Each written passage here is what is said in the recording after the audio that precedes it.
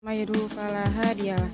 Asyhadu alla ilaha illallah wa menggunakan bahasa yang asan dari kita kecil. Kan menggunakan bahasa yang tidak asan atau yang tidak baik tadi dibiarkan itu ia akan, jika itu dibiarkan hingga ia besar, menjaga lisan kita terhadap anak-anak kecil tadi. Ini untuk menyampaikan pesan saya tentang bersabarlah.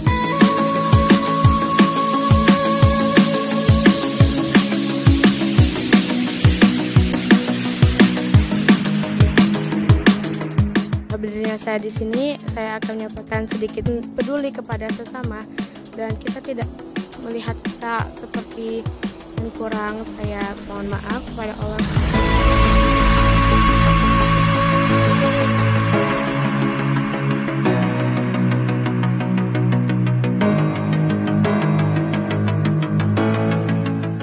Asyhadu an la ilaha illallah wa asyhadu anna Muhammadan ajalul fitra li anna al-yahuda yuakhiran. Percepat di mana saja ada syariat, di sana Allahi taufiq wal hidayah. Wassalamualaikum warahmatullahi wabarakatuh. Assalamualaikum warahmatullahi wabarakatuh. Innal hamdalillah nahmadu wa nasta'inu wa nastaghfiruh wa na'udzu billahi min syururi anfusina wa min sayyiati a'malina. May yahdihillahu fala mudhillalah wa may yudhlil fala hadiyalah. Asyhadu alla ilaha illallah wa asyhadu anna Muhammadar Rasulullah la nabiyya wa la amma ba'du. Segala puji bagi Allah yang telah memberikan kita semuanya rahmat dan hidayahnya sehingga kita bisa berdiri di tempat yang insya Allah berkahi ini. Yang terhormat, Ustazah Lilis selaku guru bahasa Indonesia kami, pada kesempatan kali ini saya akan menjelaskan tentang pentingnya anak kecil menggunakan bahasa yang asan atau yang sopan. Dalam keseharian berbahasa, seharusnya kita sudah terbiasa menggunakan bahasa yang asan dari kita kecil. Dan anak-anak kecil seharusnya sudah dididik menggunakan bahasa yang asan atau yang sopan dari sejak dini itu. Dan jika anak-anak itu dibiarkan menggunakan bahasa yang tidak asan atau yang tidak baik tadi, kemungkinan anak-anak itu akan sulit untuk menghilangkannya. Dan jika anak-anak itu dibiarkan bermain atau berteman dengan anak-anak yang tidak berperilaku baik atau yang tidak berbahasa asan, kemungkinan anak itu akan mengikuti anak-anak teman-temannya yang tidak berperilaku ahsan tadi. Karena anak-anak kecil itu sangat mudah terbawa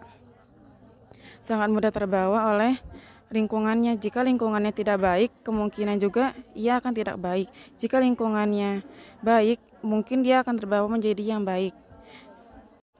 Di zaman sekarang ini sudah banyak anak-anak kecil yang terbiasa menggunakan bahasa yang tidak asan.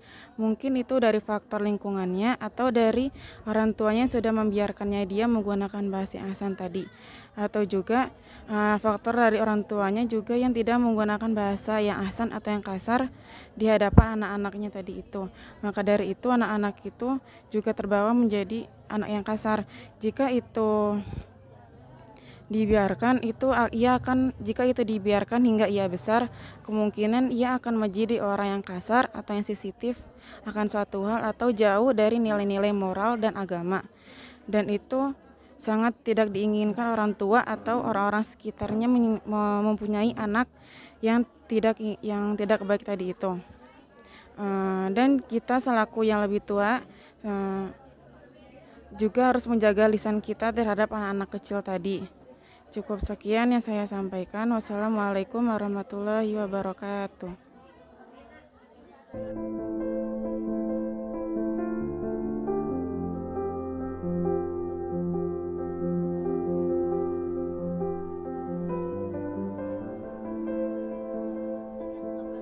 Assalamualaikum warahmatullahi wabarakatuh. Para hadirin yang saya hormati, Mudir Mahat Al-Abqari Kiai Haji Hasyim Mutahar beserta keluarga dan salisa yang telah memberi saya kesempatan untuk berdiri di sini beserta teman-teman yang saya cintai. Berdiri saya di sini untuk menyampaikan pesan saya tentang bersabarlah, kebahagiaan yang akan menanti kita. Banyak kegagalan perencanaan hidup yang diakibatkan karena kurangnya kesabaran. Sebagai seorang muslim kita harus mempertahankan kesabaran. Karena kesabaran itu tidak ada titik akhirnya. Terus sebagai seorang muslim kita kita harus menjadi seorang muslim yang tangguh dan sejati. Kesabaran itu karena kesabaran itu adalah agar kita ditemani dan dibimbing oleh Allah Subhanahu wa taala. Seperti firman Allah Subhanahu wa taala, ya ayyuhalladzina amanu sabiru wasabiru warabitu wattaqullaha la'allakum tuflihun. Yang artinya, wahai orang-orang yang beriman, bersabarlah kamu dan kuatkanlah kesabaran kamu, dan tetaplah bersiap siaga dan bertakwa kepada Allah Subhanahu wa taala supaya kamu beruntung. Surah Al-Imran ayat 300. Tidak ada yang perlu diragukan lagi dari janji Allah, karena Allah tak pernah dan tidak akan pernah mengingkari janjinya. Dengan demikian bersabarlah, niscaya kebenaran akan menjemput kita di tempat terbaik sampai akhirnya kita akan mengambil kenikmatan abadi di akhirat kelak. Wassalamualaikum warahmatullahi wabarakatuh. Assalamualaikum warahmatullahi wabarakatuh. Pertama-tama marilah kita haturkan puji dan syukur kita kepada Allah Subhanahu wa taala. Karena berkat ridho dan rahmatnya lah kita bisa berkumpul di tempat yang insya Allah mubarakah ini. Kedua, salat dan salam kita haturkan kepada Nabi kita, Nabi Muhammad SAW, yang telah membawa kita dari zaman kegelapan dan menuju ke zaman yang terang benderang seperti saat ini. Baiklah, berdirinya saya di sini, saya akan menyampaikan sedikit pengetahuan saya tentang kasih sayang. Kasih sayang adalah rasa teoritis cinta tertinggi, dan kasih sayang juga tidak melulu tentang mencintai lawan jenis. Kasih sayang bisa kita berikan kepada saudara kita, kepada keluarga kita, kepada kerabat-kerabat kita yang lain.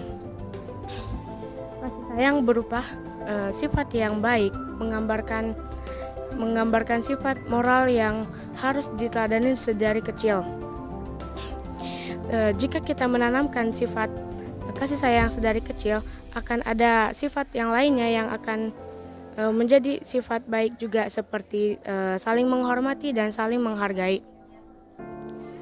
Manfaat dari kasih sayang adalah kita akan disayangi, dan juga kita hidup di sini adalah bersama orang lain.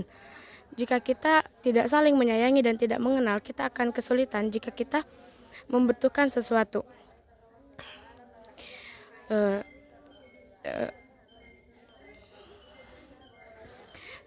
Manfaat lainnya adalah kita akan peduli kepada sesama, dan kita tidak akan merasa terganggu jika orang lain melihat kita seperti tidak suka, karena kita tahu kalau misalnya orang tersebut ada rasa sayang kepada kita.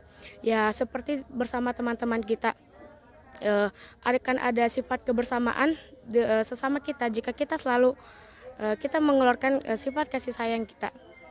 Ya, karena sudah lama bersama, pasti akan ada sifat kasih sayang yang tertinggal dari diri kita. Mungkin hanya ini yang bisa saya sampaikan. Lebih dan kurang saya mohon maaf, kepada Allah saya mohon ampun. Saya akhiri dengan wassalamualaikum warahmatullahi wabarakatuh. Assalamualaikum warahmatullahi wabarakatuh. Alhamdulillahirabbil alamin. Wa bihi nasta'in wa ala umuri dunya waddin. Wassalatu wassalamu ala asrofil anbiya'i wal mursalin wa ala alihi wa sahbihi ajmain, amma ba'du.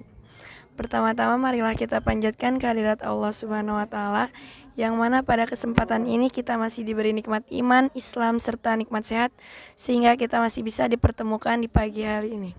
Salawat serta salam semoga tercurah kepada junjungan kita Habibina wa Syafi'ina wa Maulana Muhammad sallallahu alaihi wasallam, beserta keluarganya, para sahabatnya, dan para pengikutnya hingga akhir zaman.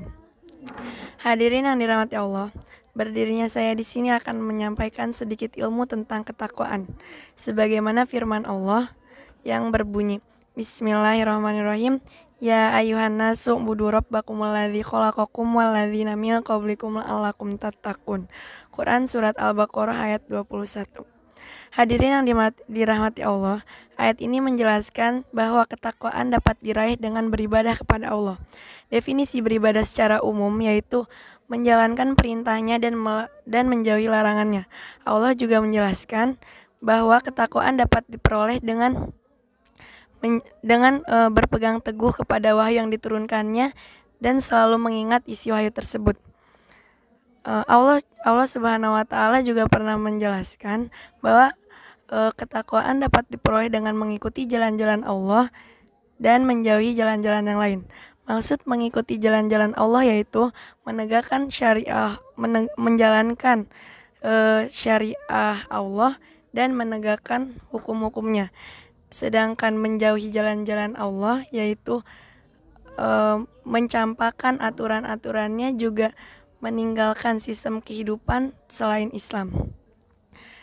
Jadi intinya wujud ketakwaan yaitu menjalankan syariah Allah dalam kehidupan ini. Hadirin yang dirahmati Allah, kesimpulan dari pidato ini yaitu Allah menginginkan, Allah menghendaki ketakwaan yang sangat paripurna, ketakwaan yang sangat total, dan ketakwaan yang harus diwujudkan dalam kehidupan sehari-hari. Caranya dengan menjadikan syariah Islam itu sebagai undang-undang resmi yang mengikat dalam kehidupan ini. Mungkin cukup sekian. Unzur maqala wala tanzur man qala wal afu minkum. Wabillahi taufiq wal hidayah. Assalamualaikum warahmatullahi wabarakatuh. Bismillahirrahmanirrahim. Assalamualaikum warahmatullahi wabarakatuh. Innal hamdalillah nahmaduhu wa nasta'inuhu wa nastaghfiruh wa na'udzu billahi min syururi anfusina wa min sayyiati a'malina. May yahdihillahu fala mudilla lahu wa may yudlilhu fala hadiyalah. Asyhadu an la ilaha illallah wa asyhadu anna Muhammadan abduhu wa rasuluh la nabiyya wa la rasula ba'dah, amma ba'du. Yang saya hormati kepada Mudirul Ma'had Al-Abqari Kyai Haji Yasin Mutahhar, dan yang saya hormati kepada Ustaz Halilus Khalisah dan teman-teman sekalian yang saya sayangi. Di waktu yang singkat ini, insya Allah saya akan memberikan sedikit ilmu yang insya Allah bermanfaat untuk teman-teman semua, yang berjudul Syariat Membawa Kemaslahatan. An Abi Dzarrin qala Rasulullah sallallahu alaihi wasallam, la tazalu ummati bi khairin ma ajjalul iftara wa akharus suhura. Diriwayatkan dari Abu Dzar, Rasulullah sallallahu alaihi wasallam bersabda, umatku akan senantiasa ada dalam kebaikan selama mereka mempercepat berbuka dan mengakhirkan sahur. Dalam hadis ini, Rasulullah Shallallahu Alaihi Wasallam mensyariatkan kita selaku umat beliau untuk menjalankan sunnahnya, yaitu mempercepat berbuka dan mengakhirkan sahur. Dalam riwayat yang lain, Rasulullah Shallallahu Alaihi Wasallam bersabda, "Ajalul fitra li annal yahuda yuakhirun." Percepatlah berbuka karena kaum Yahudi mengakhirkan berbuka. Dalam urut hadis yang pertama ialah dikarenakan orang-orang Yahudi memiliki kebiasaan mengakhirkan berbuka dan mempercepat sahur. Karena itu Rasulullah Shallallahu Alaihi Wasallam memerintahkan kita umatnya untuk menyalahi kebiasaan orang-orang Yahudi tersebut dan menjalankan sunnahnya, yaitu mempercepat berbuka dan mengakhirkan sahur. Umat Islam akan senantiasa berada dalam kebaikan apabila menjalankan sunnah-sunnah Rasulullah Shallallahu Alaihi Wasallam dan menjauhi segala sesuatu yang berkaitan dengan kebiasaan orang-orang Yahudi.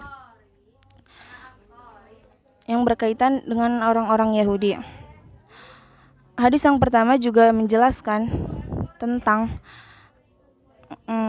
jika kaum muslim menjalankan syariat yang hukumnya sunnah saja akan mendapatkan kebaikan dan kemaslahatan, apalagi menjalankan syariat yang hukumnya wajib. Syekh Muhammad Ismail dalam kitabnya Fikrul Islam menuturkan kaidah syar'iyyah, haitsu ma yakunul syar'u takunul muslihat. Di mana saja ada syariat, di sana ada kemaslahatan. Cukup sekian yang bisa saya sampaikan. Mohon maaf apabila banyak kesalahan kata. Wabillahi taufiq wal hidayah. Wassalamualaikum warahmatullahi wabarakatuh.